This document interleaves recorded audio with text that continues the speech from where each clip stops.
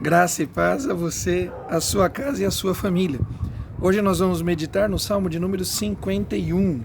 O Salmo de 51 é um salmo de confissão, de arrependimento, de reconciliação de Davi com Deus.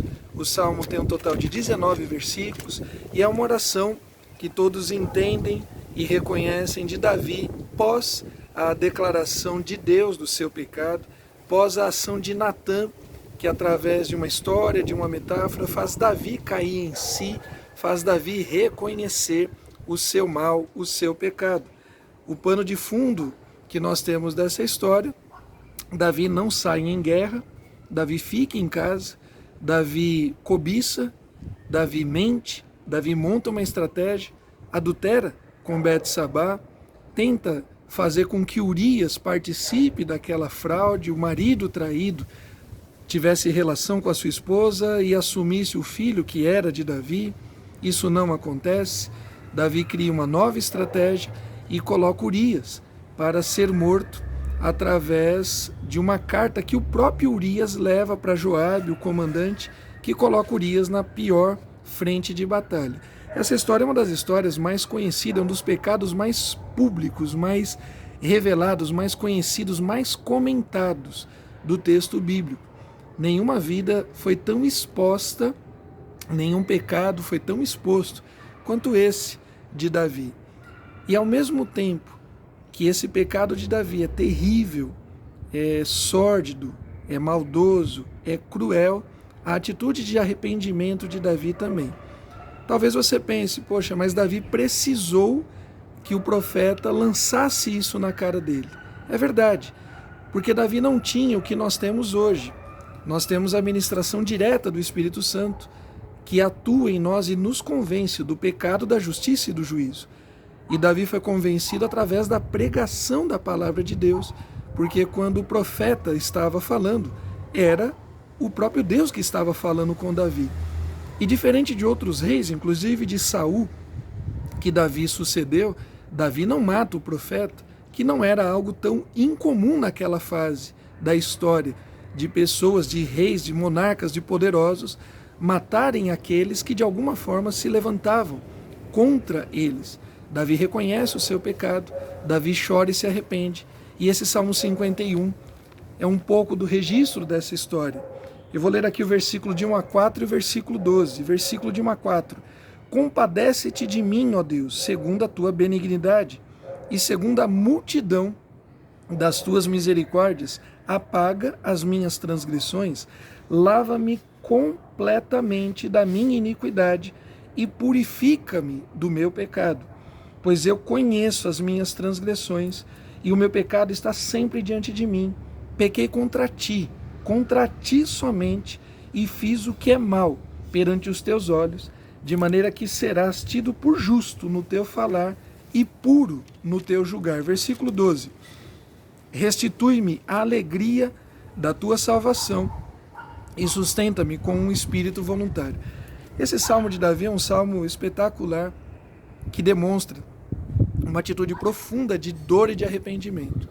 Se Davi foi muito sórdido, foi muito cruel, foi muito maldoso, maledicente na condução dos seus pecados, Davi também foi ao extremo na sua atitude de arrependimento.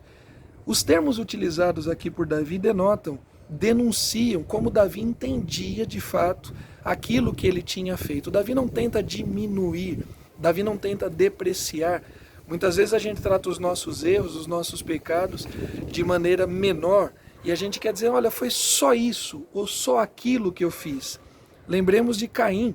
Quando Deus denuncia o pecado de Caim, literalmente lança o pecado de Caim na cara de Caim, Caim tenta de alguma forma se desvencilhar e tenta diminuir, desprezar aquilo que ele fez.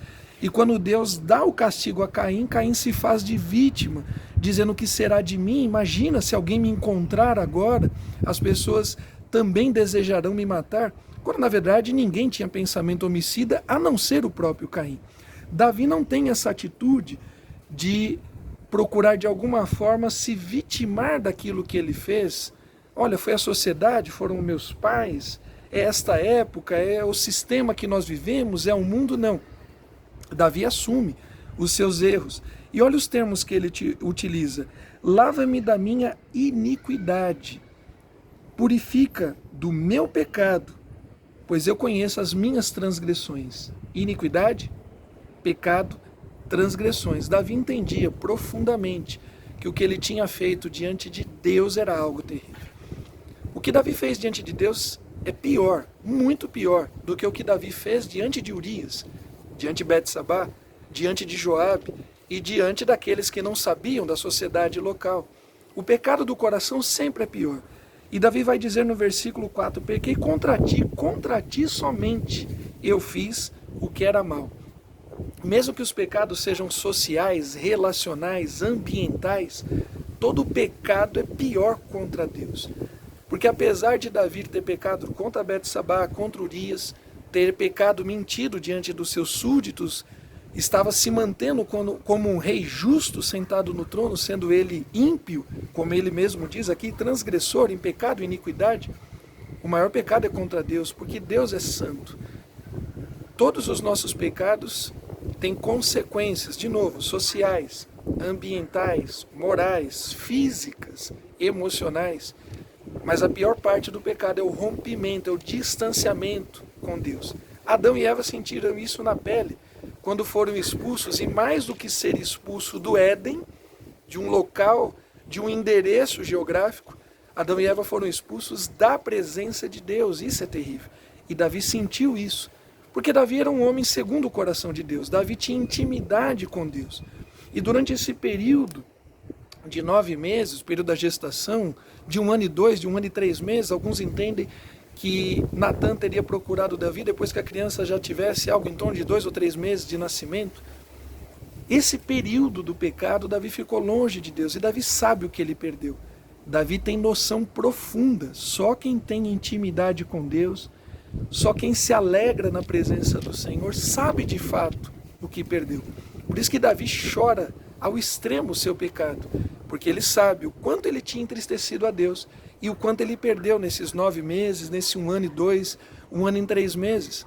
Alguns estudiosos apresentam, nós já falamos sobre isso em outros salmos, alguns estudiosos apresentam uma lista extensa de salmos de Davi. Davi teria escrito algo em torno, entre salmos, entre provérbios, entre textos sapienciais, algo em torno de 3.600 textos. Mas nesse período do pecado, Davi não escreveu nada. Esse é o primeiro texto que Davi escreve, depois do seu pecado contra Betsabá, contra Urias, contra Joabe, contra a população, mas principalmente contra Deus. E havia algo terrível, Davi estava entristecido como nunca ele tinha ficado triste. E Davi entende que o motivo da sua tristeza era a ausência do relacionamento com Deus.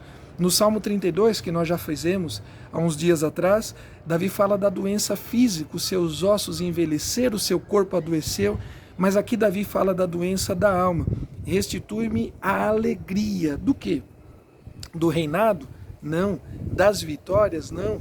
De uma saúde perfeita, de riqueza? Não. Davi pede a alegria da salvação, porque há uma alegria incomparável daqueles que vivem, daqueles que andam com Cristo Jesus, e Davi sabia disso. E Davi tinha perdido isso, e Davi chora, porque ele deseja de volta a alegria do Senhor.